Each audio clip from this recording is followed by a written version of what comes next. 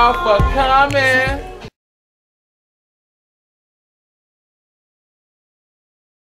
Hey, he said. Her hands covered the packet resting on her lap. What are you doing here, Anthony? She asked. He strutted in as if he hadn't heard the venom in her voice. I had to pick up a proposal and I wanted to check on you. He slid into the chair like he had an invitation. She stared at her ex-husband and hated that he looked the same as the day they met 6 years ago, like a supersized order of chocolate decadence. But that was then. Now she had to find a way to look past the mocha-colored skin and the light brown eyes, the strong angle of his jaw, and the muscles that made him a man. She had to close her heart to his rhythm, the way he walked and talked. She had to just stop all of that and just remember what he'd done. No need to check on me, she said. I'm fine. Well, good, he said. I know you got the divorce papers. Mine were just delivered. And I'm fine, she repeated. He nodded, his smile now gone. I know you are. So why are you here? She asked him again. Because I care. And I'm really sorry about all of this. She held up her hands. You know, you've said that before and I've heard it enough. No need for sorry anymore because I no longer care. He sat as if there was more he wanted to say, but his lips stayed pressed together as if he knew his regret meant nothing. Kendall stared at him as he stood and walked towards the door. She couldn't wait for him to get out of her sight, but then the other part of her heart yelled, wait! When he turned around, she realized she had to say something to him. The meeting with Lawrence, she said. He frowned. We have a meeting with the banker? No, we don't. I do. Kendall, he sighed, you don't have to do this. This business means as much to me as it does to you. But it's my business, she said, and I want you out. The pain that spread across his face was familiar. It was the same every time she said those words in that way. He opened his mouth, but then stopped and surrendered. Do what you have to do, he said before he left her alone. Kendall banged her fist against the desk. She hated when he saw her emotion, hated that he still got to the weakest part of her.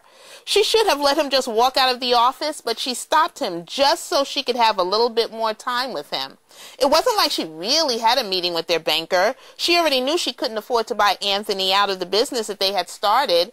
In their divorce settlement, they had agreed to run the business together. This should have been the best time of her life, and it would have been if Anthony hadn't tossed a torpedo in the middle of their world 13 months before. It was such a cliche, the way he had ruined their marriage, how she'd come home from a business trip early to make up for an argument that she started before she left, how she had walked into her home, her bedroom, and in her bed, her husband, but he was not alone.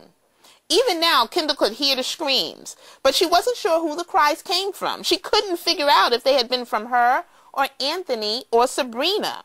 Oh my God, she did remember screaming that. She remembered how she had wanted to run, but shock held her prisoner.